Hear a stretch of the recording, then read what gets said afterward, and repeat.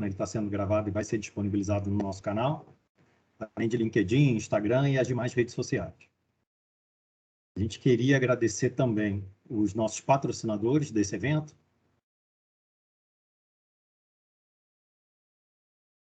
Vai colocar na tela.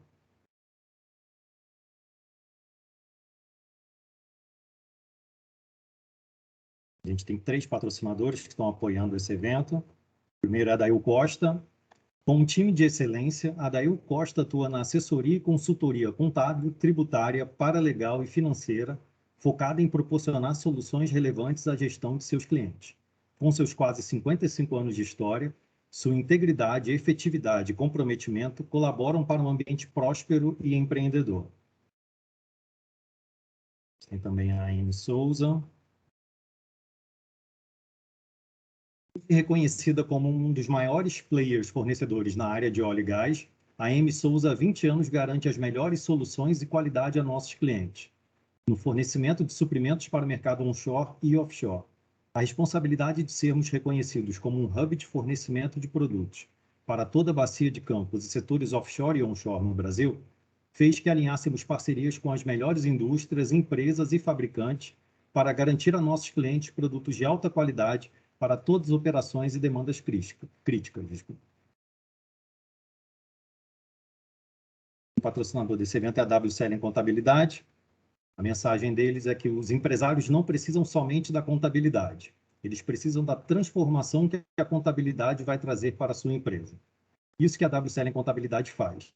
Há 50 anos apresentando soluções assertivas para o seu negócio. Gente, sem mais delongas, então, a gente vai já passar direto para as apresentações dos nossos palestrantes de hoje. Queria convidar primeiro o senhor Fábio Brant, que é superintendente de exploração da ANP. Boa tarde, pessoal. Primeiramente, eu gostaria de agradecer, né, a oportunidade de apresentar aqui na Rede Petro BC, né, e agradecer ao nosso colega Alfredo Renault, né, superintendente da SDP, da SPD, por essa oportunidade, tá? Deixa eu compartilhar com vocês a minha apresentação. Espera aí, rapidinho, que aqui a gente apresenta e trabalha ao mesmo tempo, né? Espera aí. Vocês estão vendo a tela da apresentação? Estamos sim, Fábio. Tá, perfeito. Então, eu sou superintendente adjunto de exploração, né? A superintendente de exploração, ela assumiu a diretoria como diretora substituta na agência. Então, no final desse mês, eu fico como superintendente mesmo de exploração na prática, né? É importante esclarecer aqui que vai ser uma visão do cenário atual e perspectivas de investimentos com o olhar de um regulador, né, na gestão de contratos, tanto na fase de exploração como produção da Agência Nacional do Petróleo. Então, assim, questões relacionadas a conteúdo local, segurança operacional, até de pesquisa e desenvolvimento, não são temas que a gente trata diretamente, né? Mas, obviamente, que se tiverem discussões em cima disso, a gente pode tecer alguns comentários e, quiçá, trazer mais informações, tá? Mas a pauta de hoje vai ser o cenário atual e perspectivas de investimento na Bacia de Santos e Campos, tá? Um breve disclaimer, né, dos dados que eu vou apresentar, né, e as minhas visões, ok? Bom, primeiramente eu vou dar um panorama mais geral do setor de óleo e gás no Brasil, de exploração e produção. Depois eu vou afunilar um pouquinho para a Bacia de Campos e Santos, depois eu venho com as perspectivas e, por final, as considerações finais. Aqui uma visão que a gente acredita muito na agência, né, Nacional do Petróleo, né? Estamos no setor de óleo e gás com uma transformação sem precedentes, ok? O setor totalmente diverso emergirá do plano de investimento da Petrobras. Todos os campos terrestres, e os campos terrestres já é uma realidade do país, né? Já estão sendo desinvestidos, de águas rasas, está acontecendo digamos assim, num movimento um pouquinho mais lento, né? Bem como algumas grandes concessões do pós-sal offshore. Assim, na minha visão, isso aí vai ser uma quebra de paradigma com essas vendas desses ativos mais interessantes na Bacia de Campos, como, por exemplo, o Polo Albacora, o próprio campo de Papa-Terra, que tem muitas oportunidades ali também, né? Um desinvestimento parcial ali do Polo de Marlim, são campos com inúmeras oportunidades de produção e até de exploração, tá? Então, com novos investimentos em campos maduros, campos do pré-sal e blocos offshore, em fase exploratória, o Brasil está pronto para aumentar a produção e assumir uma posição de liderança no setor. Já temos uma posição de liderança, mas eu acredito que a gente consiga subir e elevar um pouquinho mais esse grau de importância do país, tá? A nível global. Bom, uma coisa que é importante frisar aqui, e muito em função de vocês, aí, de companhias de serviços também, mesmo em tempos desafiadores, a indústria de óleo e gás do Brasil ela respondeu com notável resiliência, tá? A prova disso é que em 2021, a produção anual da Bacia de Santos foi de 2,6 milhões de barris de óleo equivalente dia, e a de Campos foi de 860 mil barris de óleo equivalente dia, né? Isso perfaz aí uma produção dessas duas bacias em torno de 3,46 milhões de barris de óleo equivalente dia. Nossa perspectiva para 2022 é um incremento aí em torno de 5%, isso aí baseado nos programas de produção que a gente analisa na agência, né? Essas duas bacias somadas chega a 3,63 milhões de barris de óleo equivalente dia, ok? 2021 também foi um ano de rodadas, né, de licitação. Tivemos aí 5 áreas arrematadas na 17ª rodada de licitação. São 5 áreas na Bacia de Santos, né, em áreas de água profunda e ultraprofunda. Todos esses contratos são operados pela Shell, tá? Tivemos também o segundo leilão de cessão onerosa, de excedente de cessão onerosa. CEP e Atapu foram arrematados, a operadora é a Petrobras, ok? E temos uma expectativa aí para esse ano ainda, o terceiro ciclo de oferta permanente, né, com 1.068 áreas disponíveis na oferta permanente, isso aí destacando áreas da Bacia de Santos e Campos.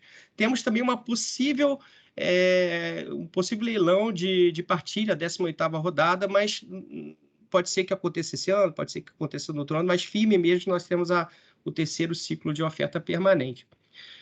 Outro ponto a se destacar, em 2021 tivemos muitas sessões de direito, né? 118 sessões aprovadas pela ANP. Grande parte dessas sessões foram em contratos na fase de produção, grande parte onshore da Petrobras para outros agentes, tá? Não temos a perspectiva de aumentar o número de sessões para 2022, mas temos a expectativa de qualidade de ativos, né? Tem ativos bastante interessantes aí por vir nessas sessões e a gente acredita bastante nessas sessões. Assim como, assim, para citar, o onshore, a gente já vê uma melhora na produção do onshore por conta desse desinvestimento. Sabemos, né, dos desafios aí na Bacia de Campos, né? Grande parte dos poços são completados com árvore de Natal molhada, mas investimentos maiores, mas aí estão as tecnologias disponíveis para empresas de grande porte e de médio porte, por que não, né?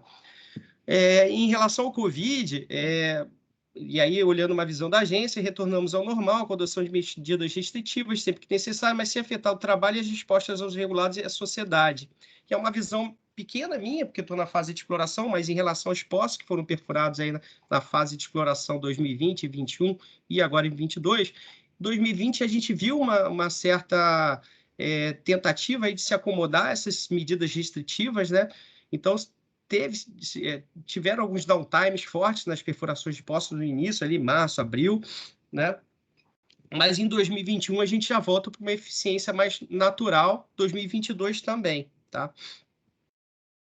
Os highlights aqui em relação à liderança do país, né? Somos o 8º produtor de óleo e condensado, segundo a BP Statistical Review 2021, né? Temos mais de 85 grupos de empresas, 50% dessas são estrangeiras. Desculpa, isso é um dado de outubro de 2021. A produção nacional hoje está em torno de 2,8 milhões de barris de petróleo dia, né? Dezembro de 2021, 132 milhões de metros cúbicos dia de produção de gás. Temos uma reserva aprovada, e é importante contextualizar o que é reserva aprovada, né? Reserva aprovada são aquelas com grau de certeza maior, que têm projetos já implantados ou projetos a serem implantados no curto prazo, tá? Essa é a reserva aprovada. 12 bilhões de barris em reservas provadas de óleo, segundo o nosso boletim de recursos e reservas 2021. Isso leva a database de produção acumulada até dezembro de 2020. Esse boletim está disponível lá no site da agência. A Superintendência de Desenvolvimento e Produção, que regula a fase de produção, ela deve disponibilizar esse boletim para as reservas de 2022, agora em março, ok? Vai estar no site disponibilizado. 337 bilhões de metros cúbicos em reservas provadas de gás. Temos aí uma expectativa, isso dado da EPE, de alcançarmos um patamar de produção em torno de 5 milhões de barris de petróleo dia, de óleo, em 2030, e chegarmos aí ao 5º maior exportador de petróleo, segundo a EPE. Agora, trazendo um contexto, assim, por ambiente, né? Pré-sal, um dos melhores plays do mundo e os ativos de águas profundas mais competitivos. Assim, é impressionante que mesmo no período de Covid, os ativos são tão atrativos que mantiveram, né? A indústria foi bastante resiliente no pré-sal, por exemplo. 74% da produção nacional ela advém do pré-sal. E está vinculado a apenas 133 poços produtores, né? Com uma média de produção extraordinária por poço de em torno de 20.370 barris de óleo equivalente dia, ok? Então, assim, realmente o custo por barril de óleo no pré-sal é muito baixo, né? Por conta dessa alta produtividade por poços, né? O pós-sal já responde por uma produção menor, em torno de 20%, né, com uma relação de 324 poços produtores e uma produção aí de 10% de uma produção num poço do pré-sal de 2.303 barris de óleo equivalente dia. Tá? O onshore já tem uma participação bem menor, 6% da produção, mas tem digamos assim, uma participação, um desenvolvimento regional muito forte no país, né? A gente acredita muito no onshore desenvolvendo, principalmente as regiões do Nordeste e Norte do país, né? Temos mais de 5.688 poços produtores vinculados a essa produção que eu estou comentando, e a média de produção foi em torno de 37 barris de óleo equivalente dia. E aqui eu coloco aqui a nossa produção acumulada de óleo, né, 26,5 bilhões de barris. Eu vou mostrar um gráfico mais à frente, mostrando a importância da bacia de Campos, dessa nossa produção acumulada. Temos 434 campos em desenvolvimento e produção, alguns em devolução, 245 blocos exploratórios.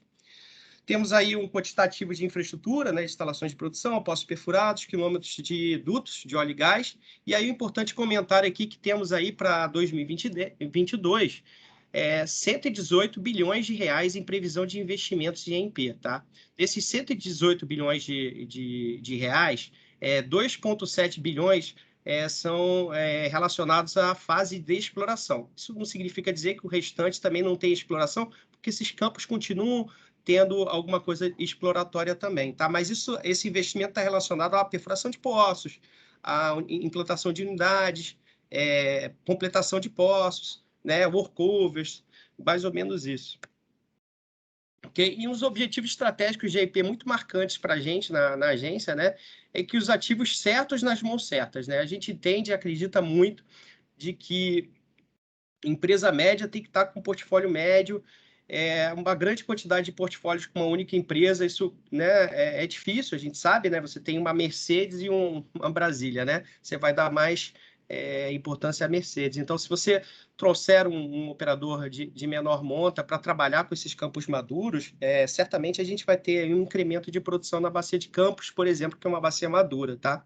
Então, a gente entende muito que esse plano de investimento da Petrobras tem um papel central nesse objetivo. O apoio ao mercado de pequenos e médios produtores, como esses projetos do Promar, né, e o REAT, projetos para simplificar a regulação também, né? O aumento do fator de recuperação, né, o fator de recuperação do país é em torno de 10%, isso representa uma enorme oportunidade nos campos maduros, tá? E, assim, tem diversas oportunidades de poços infill drillings, injeção de recuperação de água em carbonatos, por exemplo, que não é né, nos carbonatos da Bacia de Campos, que não é um projeto muito, digamos assim, consistente ainda na Bacia de Campos, né? No pré-sal sim, mas nos reservatórios de Macabu não é, né? Temos diversas jazidas que nunca foram explotadas, já foram mapeadas, mas não foram explotadas, né? Por falta de espaço na plataforma, né? Então, a gente entende muito que existem oportunidades, obviamente, uma necessidade forte de reduzir o custo operacional e, logicamente, o custo de comissionamento, né? Mas acreditamos que o custo de comissionamento ele reduz com o tempo também, com o aprendizado, com a curva de conhecimento que nós estamos adquirindo aí com alguns descomissionamentos que estão acontecendo na Bacia de Campos, né? A ampliação das atividades exploratórias é fato que a exploração é a primeira o primeiro setor assim do óleo e gás que se sente mais, né? Porque a exploração você não tem uma perspectiva ainda de fluxo de caixa, né? Então ela é muito sensível a situações globais, principalmente pela Covid-19. Mas entendemos que a atratividade dos nossos ativos, a nossa segurança regulatória que temos no país, isso acaba mitigando esse tipo de problema. A questão da transição energética é um fator, mas também entendemos que a transição energética ela acontece, mas ela precisa do mercado de óleo e gás para seguir, para evoluir, né? De toda forma, entendemos o centro de urgência aí de exploração de novos recursos, daí a necessidade de sempre aprimorar os leilões de licitação e aprimorar também as regras, né, contratuais. Outro aspecto importante também é tornar viáveis as descobertas marginais. Aí um destaque, né, a importância de compartilhamento de instalações aí na Bacia de Campos, principalmente, né? Temos aí algumas jazidas que precisam de infraestruturas, não precisam ter uma infraestrutura dedicada àquela jazida, mas uma infraestrutura contígua ali pode gerar um projeto standalone, um tieback, alguma coisa nesse sentido, né? Então, por fim, precisamos continuar aumentando a competitividade para atingir os nossos principais objetivos. O contexto aqui das bacias, né? A Bacia de Santos, ela tem cerca de 350 mil quilômetros quadrados, ela abrange o estado do Rio, São Paulo e Santa Catarina, é a maior produtora nacional, é o berço do pré-sal. Vocês vão entender por que o berço do pré-sal e como a produção da Bacia de Santos, em termos do pré-sal, é muito destacada, né? Bacia de Santos, ela foi iniciada a exploração na década de 70, em 80 tivemos a descoberta de merluza, ali no ano 2000 tivemos algumas descobertas, pós-sal, mexilhão, Uruguá, Tambaú, são campos de gás não associado muito relevantes na nossa matriz energética, continuam produzindo, ok? Mas aí somente em 2005 tivemos a primeira descoberta no pré-sal através do bloco BMS-10, numa estrutura chamada Paraty. Na sequência, tivemos uma descoberta no campo atualmente denominado Tupi. Em 2008 e 2009, tivemos aí os TLDs de Jubarte e Tupi, respectivamente. Jubarte na Bacia de Campos, né? Parque das Baleias, e Tupi na Bacia de Santos. Em 2018, passamos a ter a bacia maior produtora nacional, a Bacia de Santos. Bacia de Campos, uma área de cerca de 100 mil quilômetros quadrados, aí já abrange o Espírito Santo e Rio de Janeiro, é o berço para extração de petróleo em águas profundas e ultraprofundas no Brasil. Foi a escola para fazer esse desenvolvimento modular. Aí um destaque para, por exemplo, o desenvolvimento de Marlim, né? Temos 9 plataformas em Marlim, foi toda feita em módulos, né? E isso na década de 90. Então, assim, isso foi certamente uma curva de aprendizado aí para o desenvolvimento e produção dos campos como Tupi e Búzios, né? Descoberta em 74 por garopa, em 75 tivemos a descoberta do Campo de Namorados, os campos ainda continuam produzindo. Descoberta em 76 de enxova, com o primeiro sistema de produção antecipado. Isso abriu uma fronteira forte para águas profundas, com a descoberta, aí, por exemplo, do Campo de Albacora, em 1984. Na sequência, tivemos descobertas de Marlim, Marlim Sul, Marlim Leste, Albacora, Caratinga. Enfim, é importante mostrar que, olha, um campo descoberto em 1984, Albacora.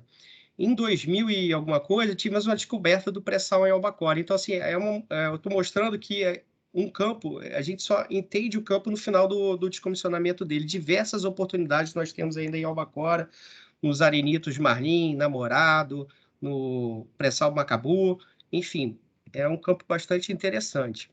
Em 2006, atingimos aí a autossuficiência graças à Bacia de Campos. Contexto geral aí da fase de exploração, né? Eu já comentei que temos 245 blocos, né? 39 operadores. Na Bacia de Santos, temos 18 blocos exploratórios, de 7% do número de blocos nacional, né? Que temos, 6 operadores apenas. É interessante que Bacia de Santos é para majors mesmo, né? Bacia de Campos a gente tem uma maior diversidade de empresas e vocês vão ver no slide seguinte. Bacia de Campos temos 34 blocos exploratórios, né?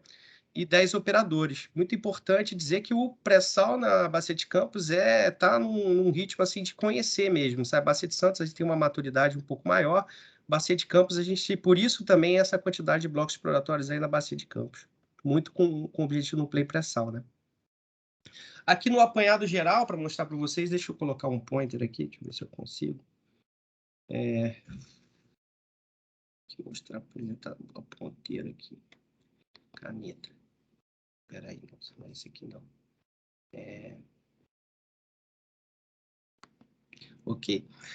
Temos aqui 5 operadores na Bacia de Santos. Como eu disse, não tem uma diversidade assim de operadores, né? Por exemplo, a Carum e a Enalta são áreas assim mais do pós-sal, né? Que as demais aqui pré-sal. um destaque aqui, né? Temos 37 campos em produção. Só um apanhado aqui, esse bloco aqui é o bloco de Aran, né? Foi perfurado um poço que teve a sua conclusão agora em final de em 2020, em 2022, janeiro de 2022, tá? Atualmente estamos perfurando um poço aqui em Alto de Cabo Frio Central, tá? Um ponto relevante aqui, para vocês entenderem, né, da fase de exploração, temos algumas áreas que já estão em avaliação aqui, tá?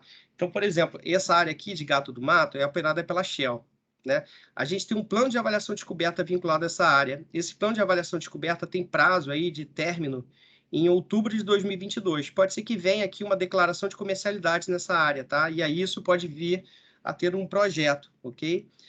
Temos aqui por exemplo, o plano de avaliação de descoberta de Júpiter, né? Ele está bem avaliado, mas é uma área que demanda muito investimento de pesquisa e desenvolvimento também, porque é um hidrocarboneto com alto índice de CO2. Aqui temos projetos do HICEP, né, de separação de alta pressão, tivemos testes de formação. Esse contrato aqui, ele foi a sua declaração de comercialidade foi postergada para 2026.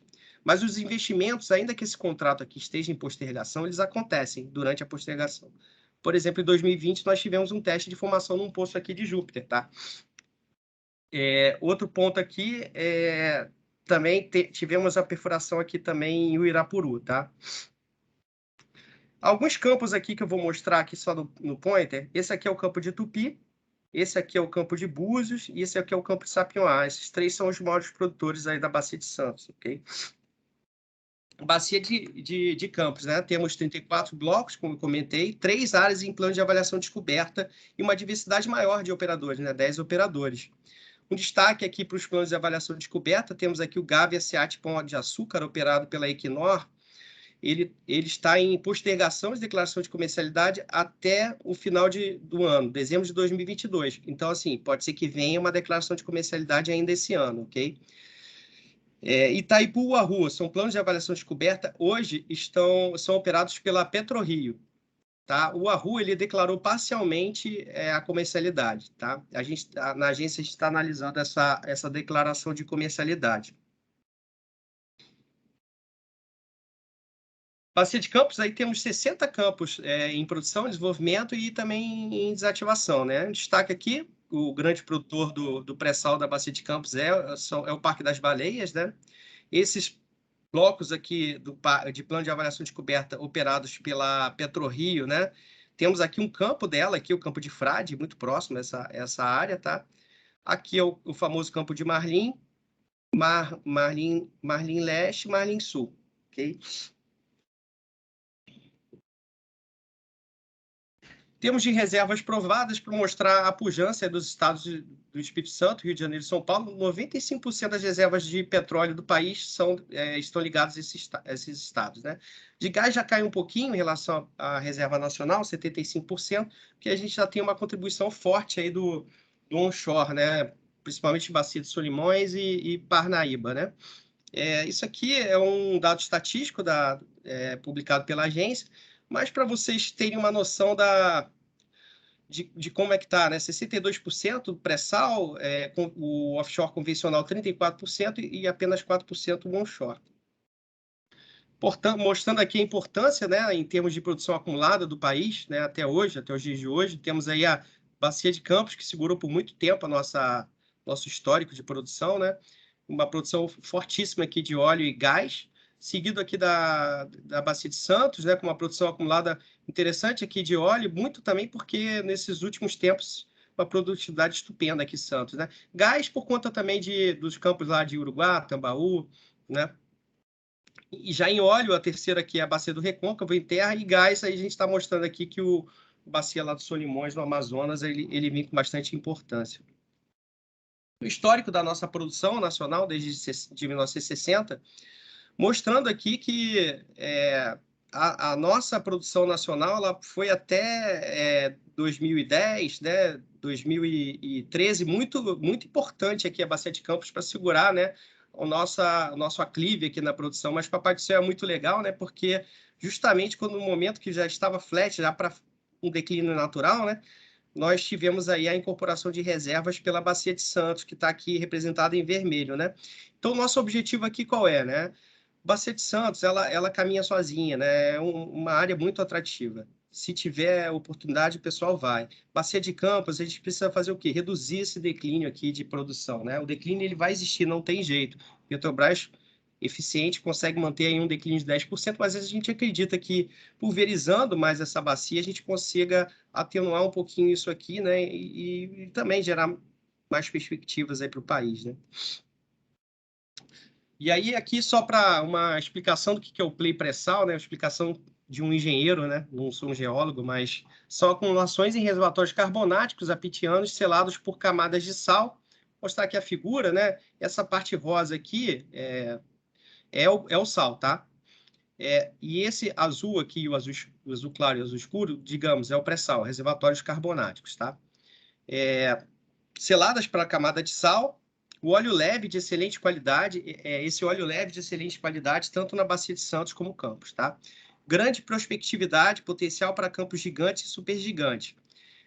Verdade isso, mas acontece mais isso na Bacia de Santos. Temos aí o Parque das Baleias, Jubarte, que tem uma produção muito forte do pré-sal, mas ele tem uma produção mista, né? Pós-sal e pré-sal. Bacia de Campos tem um desafio exploratório muito grande para identificar os campos com maior potencial de produção. Hoje, realmente, o pré-sal é Bacia de Santos. Alta produtividade dos poços relacionados à alta qualidade dos reservatórios e zonas produtores espessas extensivas, né?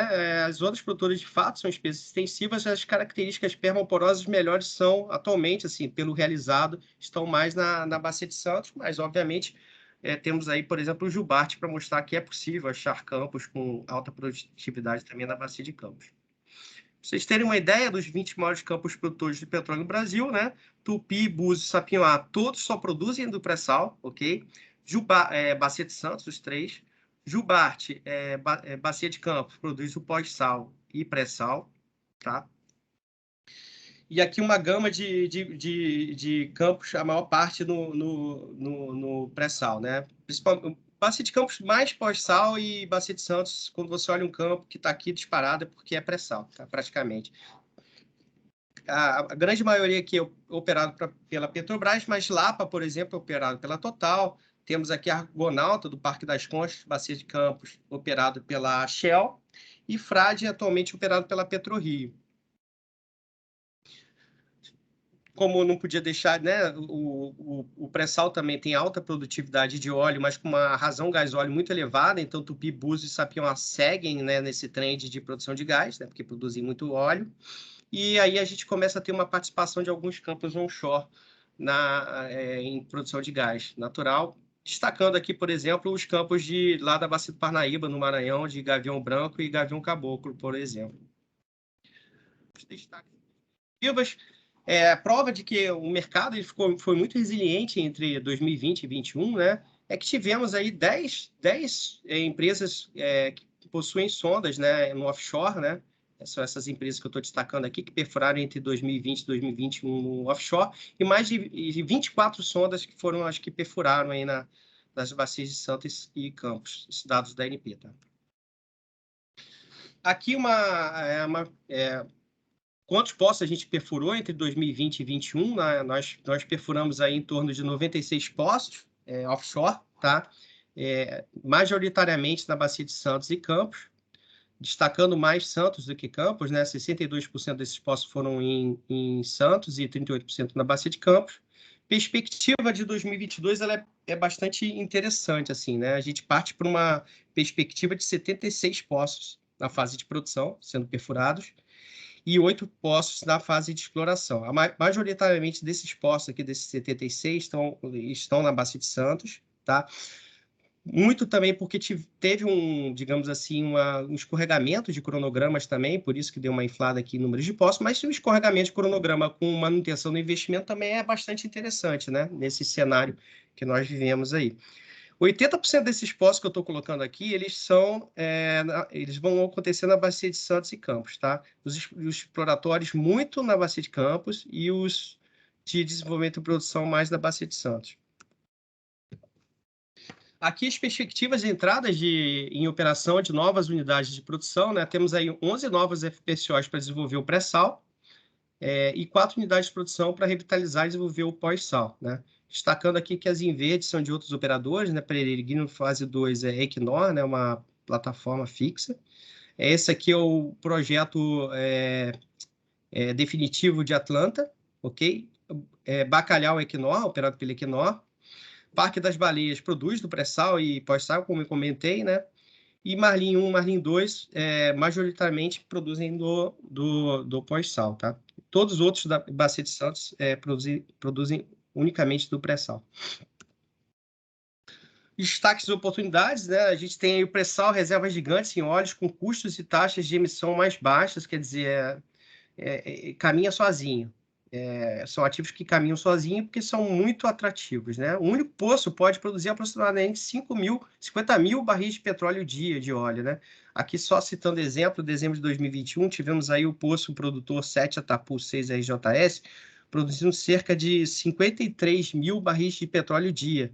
E aí, como eu comentei, né, que é alta RGO desses poços, olha, produção aí de gás de em torno de 1.824 metros cúbicos dias, né?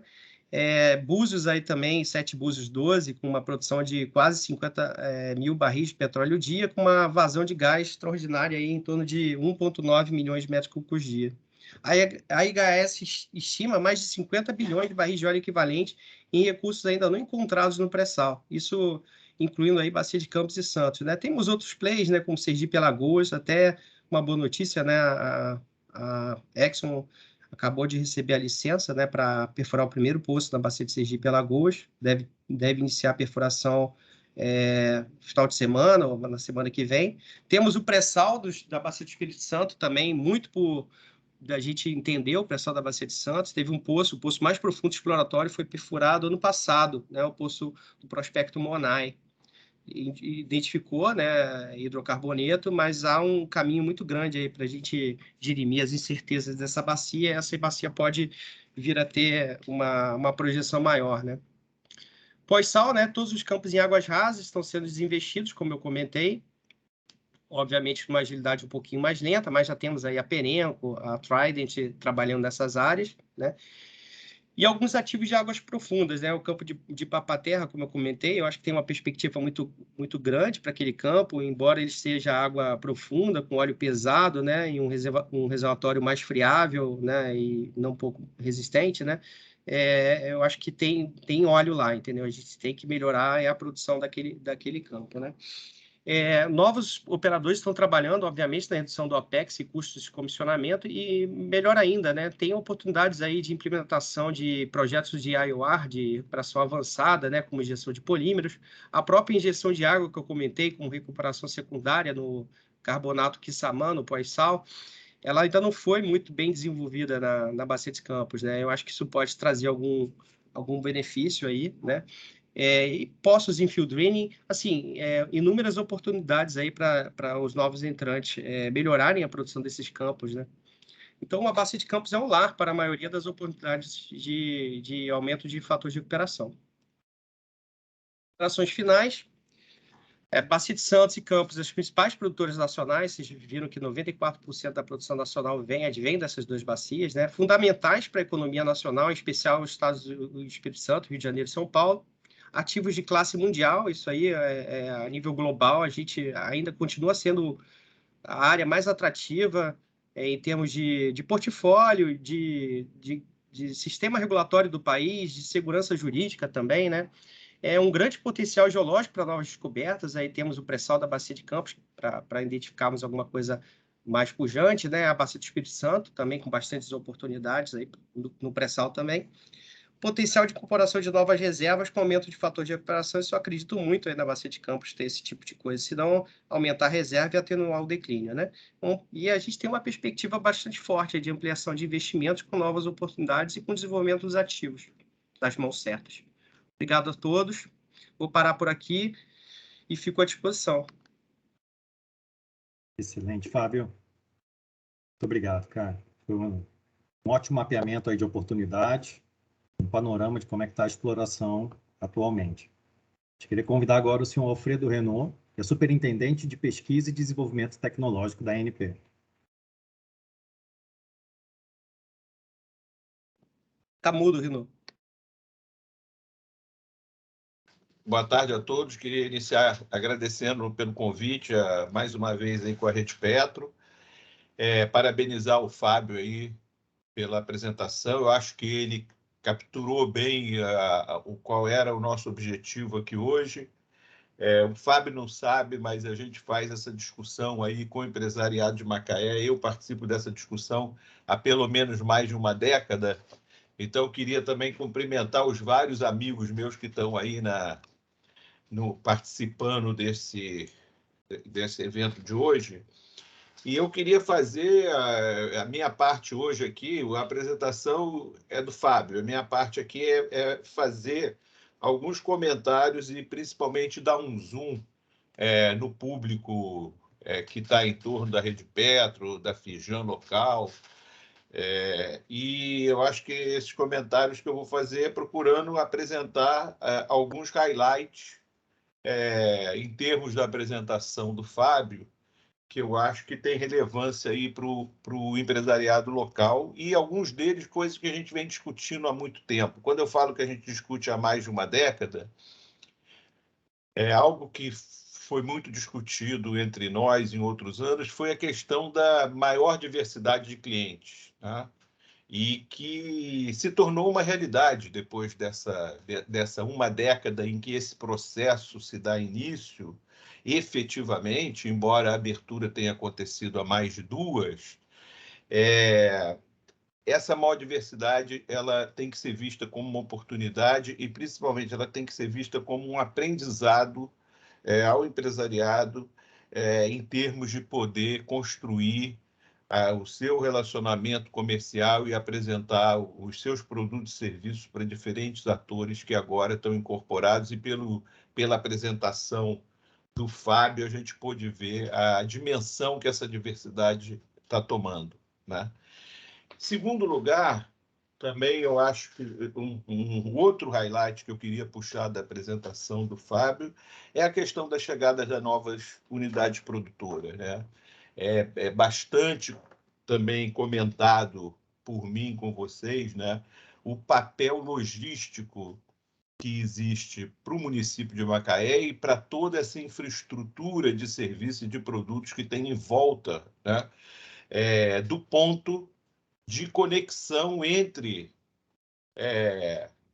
o litoral e as unidades produtoras. Então, chegada de novas unidades produtoras, e aí o Fábio colocou o número, e é um número bastante impressionante, ela significa mais fluxo, né? E mais demanda por serviços, exatamente onde está o ponto focal desse relacionamento entre essas unidades produtoras e o continente, que o principal deles continua e certamente continuará sendo Macaé, embora agora, com a saída da Bacia de Campos, a gente tenha maior diversidade de pontos, né? Mas Macaé continuará sendo o epicentro dessa questão do ponto fundamental de logística para as unidades produtoras e para as unidades de exploração também.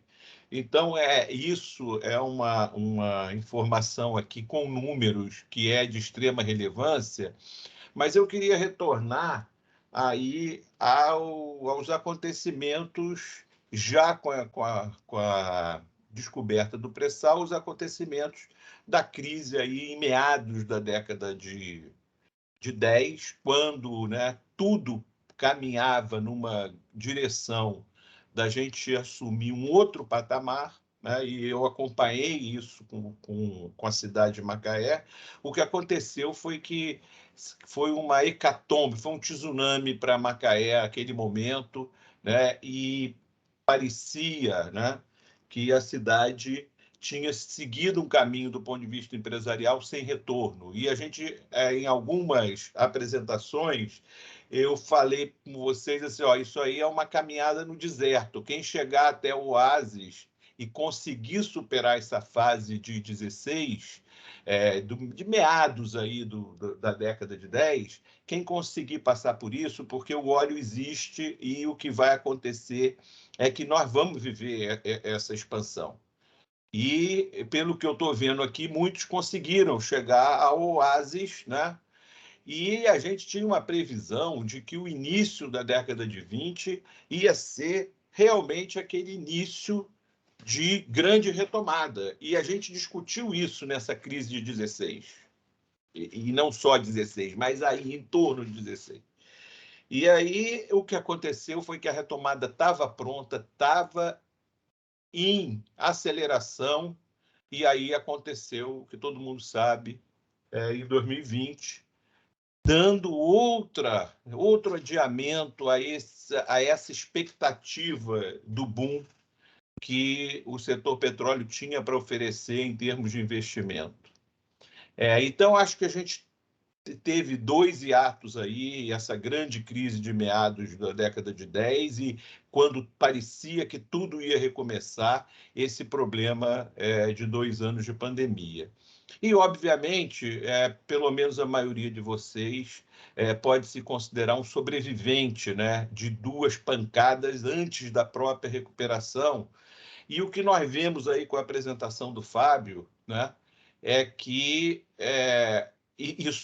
aquilo que estava previsto já há algum tempo que ia acontecer com o Petróleo do Brasil, está começando a aparecer e nós vamos ter problema de falta de mão de obra em breve, não é? Um tema importantíssimo para o país e, obviamente, é uma enorme oportunidade para aqueles que já estão colocados e estão já militando no setor com as suas empresas, virá por aí uma grande oportunidade que eu não preciso falar delas depois da apresentação do Fábio. Em termos de volume de investimento, em termos de número de novas plataformas, ou no caso FPSO, a maior diversidade, e aí eu vou pegar o terceiro zoom que eu acho importante da apresentação do Fábio, que é o que a gente também, uma discussão que não é nova para nós, que é a importância do aumento de fator de recuperação, né? Onde você aumenta a produção com muito mais baixo investimento do que o desenvolvimento de um novo campo, e onde tem um enorme efeito para a região. Né? Por quê? Porque vai fazer com que esses campos retomem novos investimentos, vai fazer com que haja maior movimento para o empresariado local, e parece que aquilo que a gente já discutia há algum tempo atrás, parece que se tornou uma questão central, a questão do aumento de fator de recuperação. E aí o Fábio deu uma pista importante, a diversidade de atores é fundamental para isso.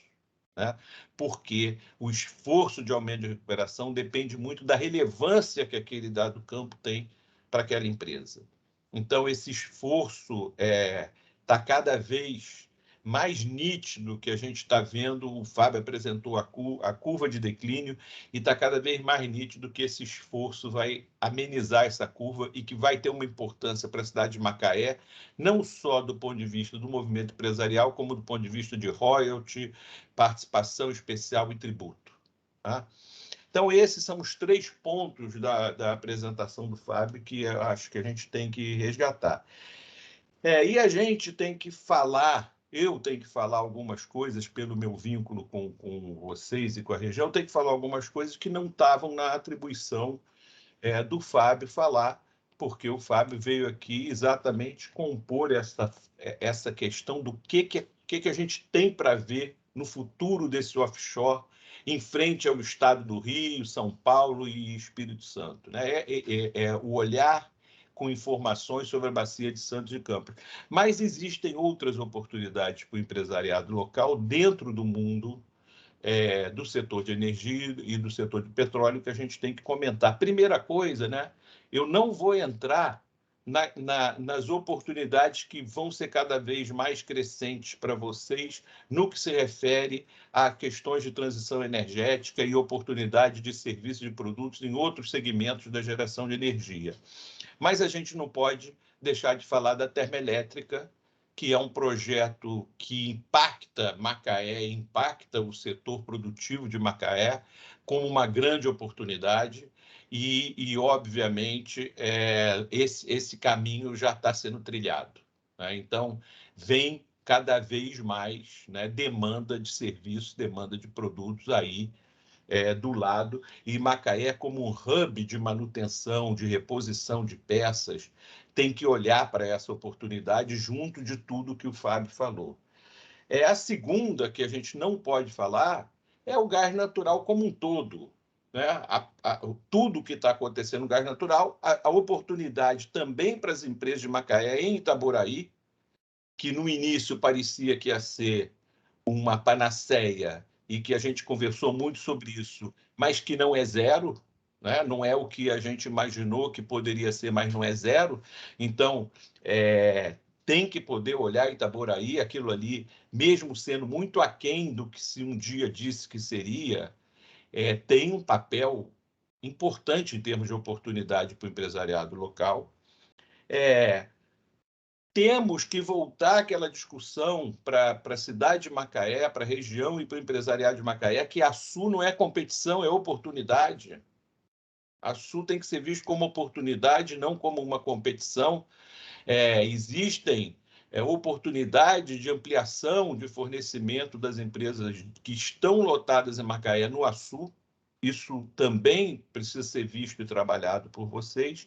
E, por fim, né, eu queria também falar sobre o que significa, do ponto de vista de Macaé, a oportunidade de uma ampliação da sua estrutura portuária. Né? Se esse projeto de ampliação da estrutura portuária avançar, é de enorme significância para o empresariado local e para as oportunidades de negócio em Macaé. Porque, mais uma vez, essa cidade nasceu. Eu vou repetir algo que eu falei há mais de uma década em uma apresentação para um grupo de empresários locais que não são exatamente esses, mas alguns ainda são os mesmos. Tá? Que eu falei, se esse porto, quando a Bacia de Campos tivesse sido desenvolvida, se esse porto fosse em São Francisco da Papuana, em vez de ter Macaé, Macaé seria uma vila de pescador e São Francisco da Papuana seria o que é Macaé. Por quê? Porque é essa ligação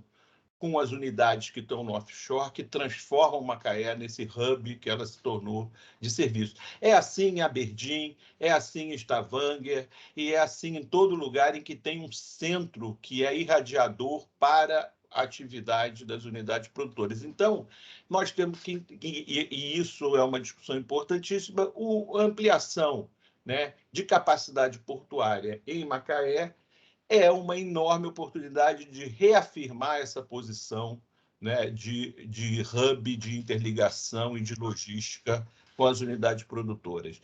Então, eu queria dividir aqui o que eu estou falando em pegar alguns highlights que eu acho que o Fábio trouxe e que precisavam ser destacados nos meus comentários, e falar um pouco sobre temas que não estão diretamente ligados ao que a gente pediu para o Fábio trazer hoje, por isso era uma dobradinha.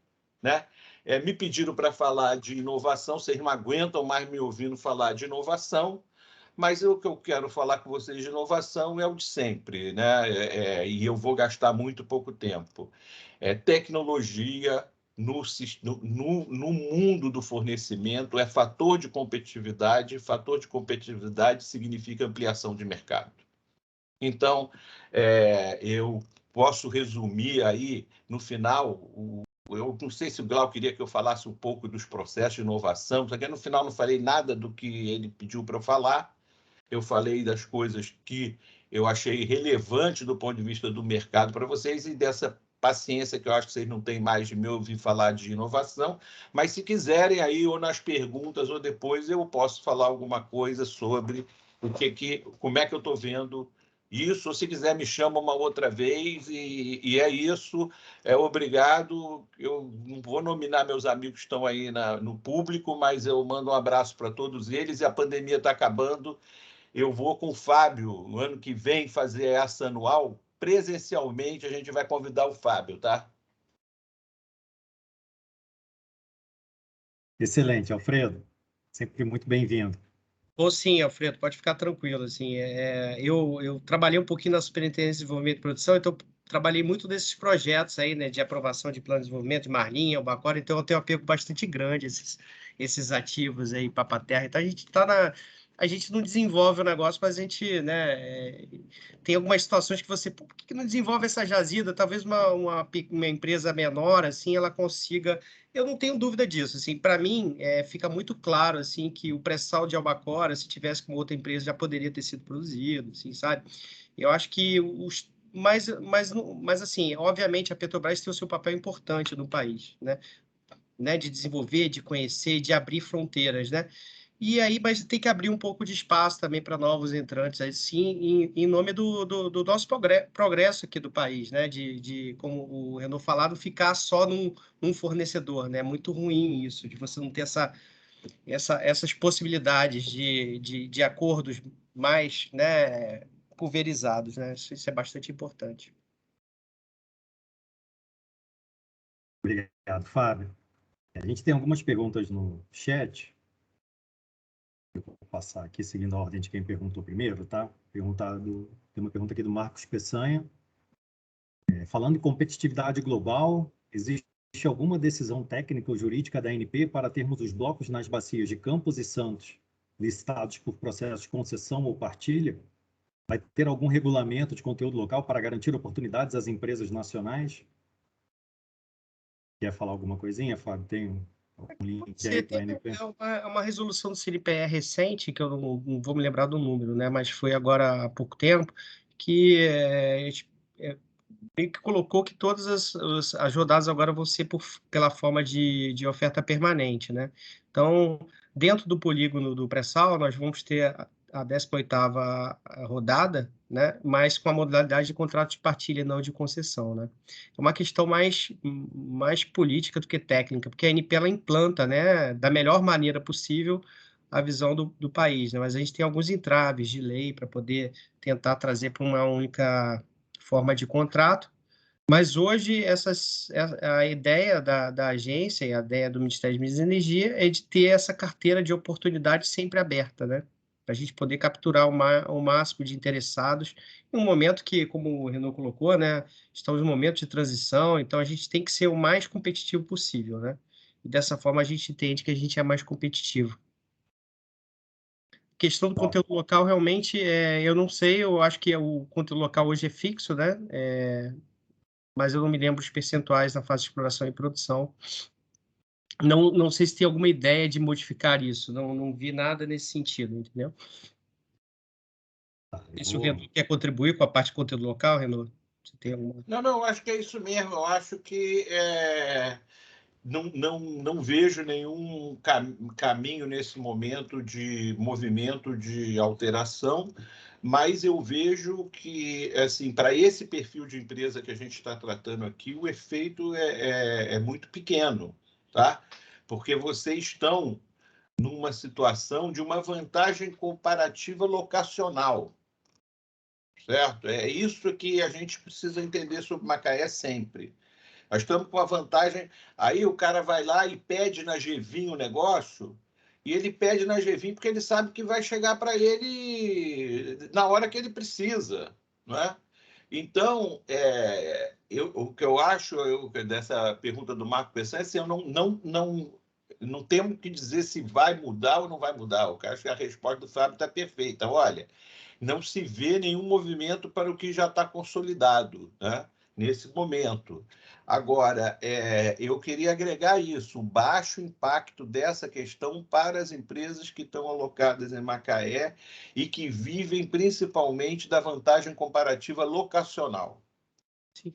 Eu também tenho uma visão do conteúdo local que não adianta você colocar o patamar de conteúdo local lá em cima se você não for competitivo, porque depois acontece o que o Renault falou em 2010, né? E as empresas elas não conseguem se reinventar. Então, assim, de uma certa maneira, o patamar ele ajuda sim, mas depende muito da posição das empresas de serem mais competitivas possíveis, né? Eu vejo que o percentual de conteúdo local ele é bastante propício aí para as companhias de serviço do país, mas mais que isso, elas têm que ser competitivas, né? Que tem que aproveitar essa vantagem locacional que o Renault comentou para poder conseguir ser mais influente nesse mercado tão importante para o país, né? Maravilha. E uma aqui para o Renault, vou tentar alternar entre os palestrantes. Do Mauro Destra. Boa noite, muito boa palestra. Renault, o Polo Garupa e Ceará acabaram de ser negados à Petrobras pela ANP, novo prazo para colocar à venda definitivamente. Quais os próximos passos? E se a Petrobras não cumprir os 90 dias oferecidos pela ANP? Você vê se é isso mesmo, Mauro, que a digitação ficou... Essa pergunta só está errada para quem ela é para o Fábio, porque ele está diretamente vinculado a todos esses processos e acompanhou isso tudo de sessão, né? Então, Fábio, você vai responder muito melhor que eu, né? Foi mal, Renault. Deixa eu tentar só estruturar rapidinho, Léo. É o seguinte, ontem, né, na reunião de diretoria, foi negada a Petrobras o novo prazo que ela pediu de mais de um ano, né, para poder colocar a venda do Polo Garupa e o Polo Ceará. Para nós aqui, para o nosso umbigo, o Polo Garupa é muito importante. São 7 senhoras plataformas que consomem bens e serviços. Eu vou usar aqui o exemplo que eu gosto sempre de usar, Renault. Os parafusos e porcas e arruelas da Comercial Troika vendem tudo lá na hora. Então, a gente queria saber como é que fica, porque eles ganharam só 90 dias, como é que fica se passar os 90 dias e não colocar a venda? Ô, Mauro, isso é um assunto que foi tratado pela Superintendência de Desenvolvimento e Produção, não foi tratado pela Superintendência de Exploração. Mas eu imagino que isso é uma situação que a ANP ela tem que ser firme, no sentido de que, olha, se a Petrobras não desinvestir, a ANP pode fazer a cessão, por que não? Uma acumulação marginal. Obviamente que tem as instalações lá que eles têm que manter seguras, mas eu não vejo, assim, nenhum impacto, assim, sabe? Porque, assim, eu estou falando na prática, né? Porque eu não lidei com esse projeto. Mas existem situações, por exemplo, o Amazonas, Solimões, que teve situações do tipo que a Petrobras não fez a cessão, mas a ANP, ela conseguiu colocar aquilo numa rodada, né? Vou dar o exemplo aqui de Juruá, e aquilo, né? Tinham poços lá abandonados temporariamente, e aquilo foi reofertado e hoje está sendo... foi adquirido pela Eneva, né? Mas eu acho que é muito precipitado para a gente dizer qual vai ser o caminho a ser tomado aí, tá? Porque, na verdade, tem uma resolução do CNPE que apoia essa questão, né, da interrupção da produção por mais de um ano e como avaliar isso aí. Obviamente que o bom senso técnico deve prevalecer nesse caso, né? E obviamente que cabe recurso e cabe análise, mas, de toda forma, isso é um assunto que eu não gerenciei, não passou por mim, né? Eu conheço o Polo Garupa, assim, mas eu não sei como que isso se passou, entendeu? Não sei se eu te expliquei mais ou menos. Não, eu acho, Fábio, está perfeito. Eu acho que o mais importante aí da tua resposta para o Mauro, eu já virei um assessor de highlights do que o Sim. Fábio fala, né? Então, eu acho que o mais importante da gente reforçar é o seguinte: a probabilidade de ter algum impacto no processo de funcionamento é muito baixa. E a ANP, quando toma decisões desse tipo, ela olha para isso.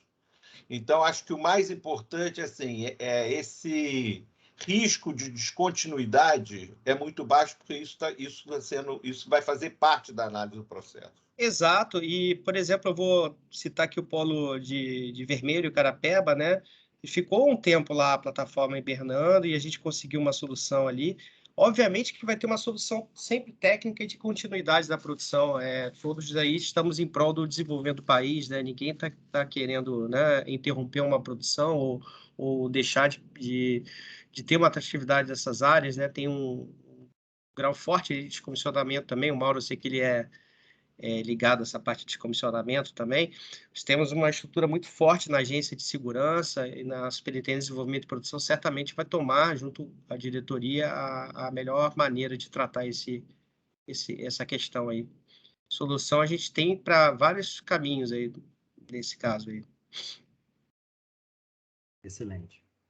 Tem uma pergunta aqui do José Cunha, Fábio, que é: quais as perspectivas para as bacias do norte? Se você pudesse assim falar um pouquinho sobre esse potencial de novas fronteiras exploratórias, né? Costa Leste, margem equatorial, só dividindo com vocês também. A Rede Petro BC, no seu planejamento estratégico para esse ano, ela colocou a busca de novos mercados. A gente, por exemplo, está organizando uma missão, deve ser em maio agora, para a Guiana. Então, mesmo fora do Brasil, a gente tem prospectado novos mercados para os nossos associados. Então, se você puder falar um pouquinho também desse potencial das novas bacias. Certo. Assim, existe uma necessidade muito forte da gente repor reservas no país, né? Isso está muito vinculado também à margem equatorial do país, né? A gente teve agora, recentemente, algumas 7 ou 8 declarações de comercialidades lá em Sergipe-Alagoas, né? Do Farfã, Cumbe, Moita Bonita, Poço Verde. É um desenvolvimento em clusters, né, do CEAL. Eu comentei também na minha fala que a Exxon vai iniciar uma perfuração na bacia de Sergipe, né? Temos aí possibilidades na bacia de Barreirinhas, possibilidades muito fortes aí na Foz do Amazonas também. Obviamente que a gente tem uma questão ambiental aí ligada a isso, né? Mas eu imagino assim que é um caminho que o país quer de incrementar nossas reservas, e isso passa em desenvolver a margem equatorial do país, né? Foz do Amazonas, Pará, Maranhão, Potiguar, Sergipe, Alagoas, todas essas bacias elas estão no nosso radar também.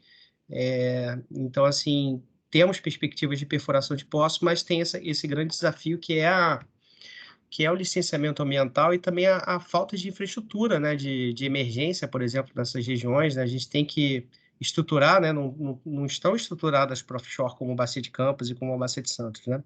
Mas o potencial exploratório é bastante significativo, e a necessidade de buscar esse potencial exploratório nessas bacias certamente é um objetivo do país aí, de agregar reservas, né, e recursos. Obrigado, Fábio. Vou perguntar para o Alfredo. Está no mudo, Alfredo? Sabe o que é essa pergunta, né, Fábio? Os caras querem abrir filial lá no Nordeste. Está todo mundo de olho em expansão já. Entendeu? Mas é aquilo, né?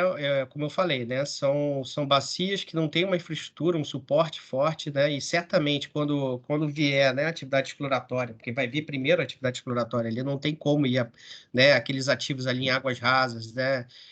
Sergipe, Alagoas, Ceará, são ativos pequenos que não conseguem aquecer tanto o mercado. Talvez, né, uma bacia de Barreirinhas, Foz Amazonas, Pará, Maranhão, a abertura dessas fronteiras pode ser que tragam uma atividade mais pujante nessas regiões, né? E certamente é uma oportunidade. Temos desafios ambientais aí a vencer, mas o que é importante é que o país entende e reconhece que precisa agregar reserva, e depende bastante da margem equatorial, tá? Para isso. Alfredo, a gente teve há alguns anos uma flexibilização com relação à destinação das verbas de P&D, né, para as empresas operadoras, inclusive a possibilidade de investimento até direto em startups. Queria entender com você como isso está se desenvolvendo, se já estão conseguindo implementar ou se elas ainda estão com dificuldade de encontrar local para o recurso. Vamos lá, nós estamos, semana passada foi aprovada na diretoria o segundo aprimoramento da nossa regulação na área de P&D. Primeiro, a gente tinha feito há uns 2 anos atrás, mais ou menos, e a gente sabia que precisava ser complementado. Qual é o principal diagnóstico, a principal ideia? É aumentar a inovação e trazer mais presença do fornecedor no uso dos recursos, tá? O que acontece é que o Brasil tem um excelente posicionamento do ponto de vista global na questão da pesquisa acadêmica, muito parecido com o seu posicionamento de PIB, e tem um péssimo posicionamento na inovação. Nós somos, dos países que fazem parte dessa consulta, nós somos número 63, mais ou menos. Enquanto na questão da pesquisa acadêmica, nós estamos lá pelo 11, 12. Né? Isso é muito fruto de uma cultura que se desenvolveu de que a pesquisa e desenvolvimento tecnológico feito com recurso público.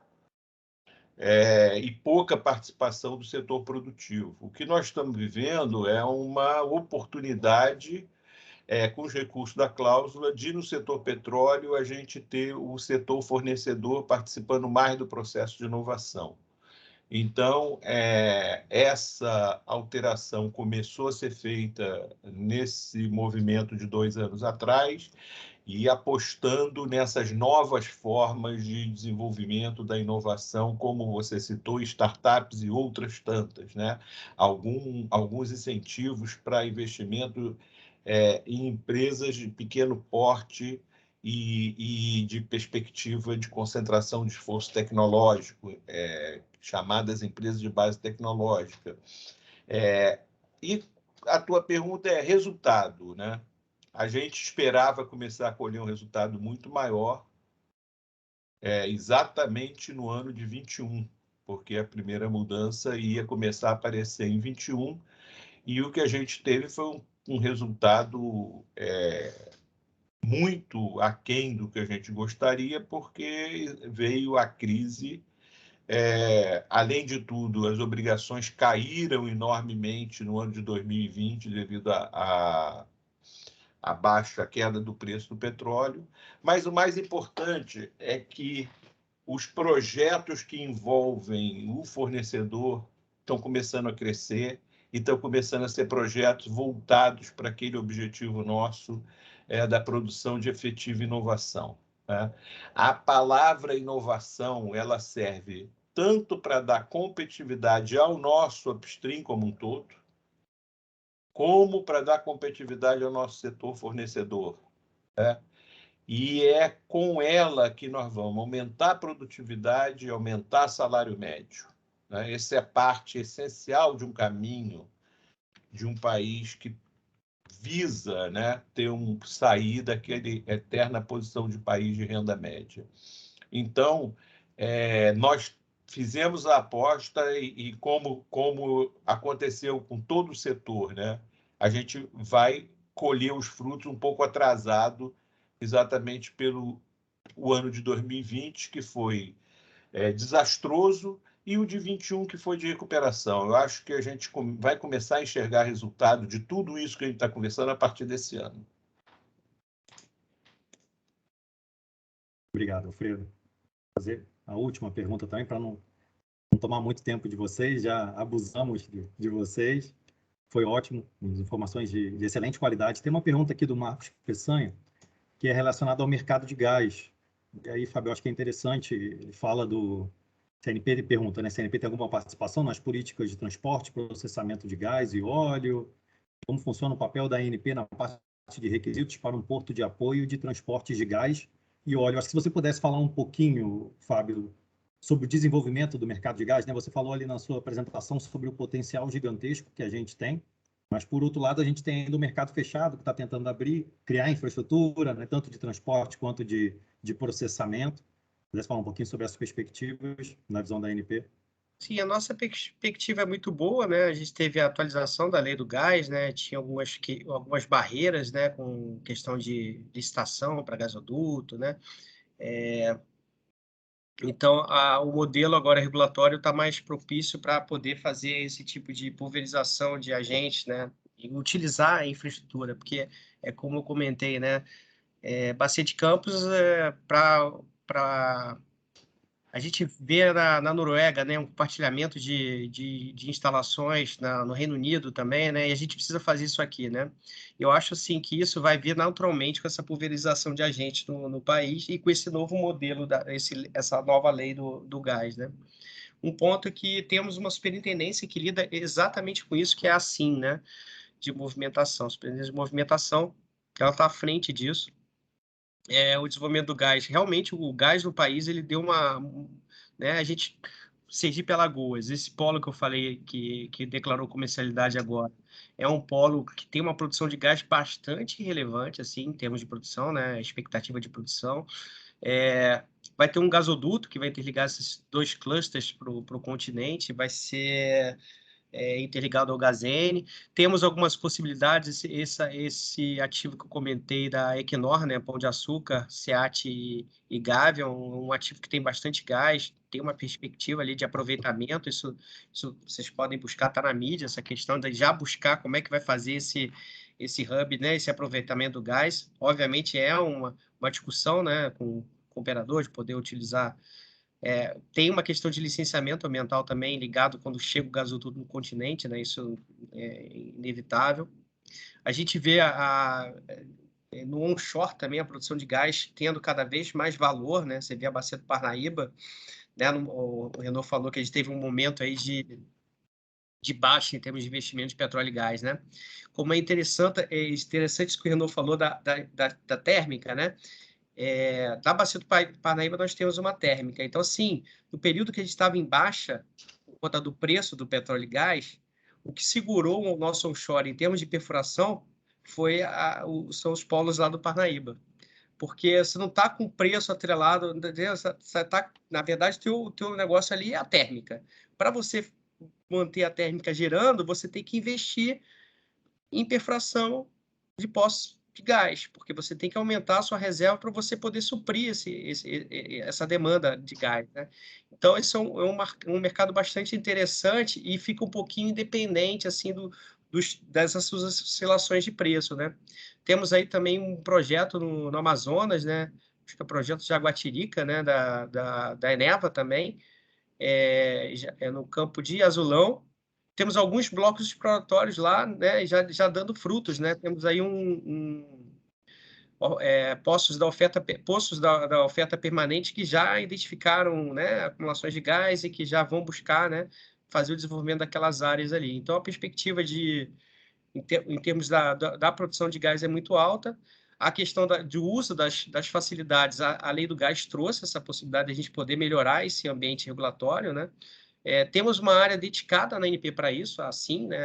Ela está dedicada a solucionar esses problemas e tentar fazer com que os agentes possam usufruir dessa infraestrutura que a gente tem no país e até, por que não, ampliar, né?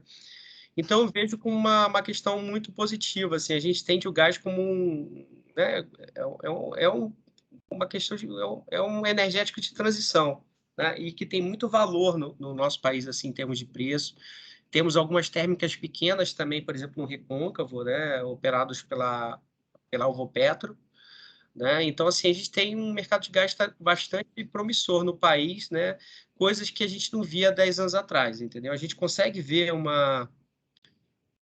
Antigamente a gente via assim, né, pratos de um bife e o alface, né? O alface é o gás, né?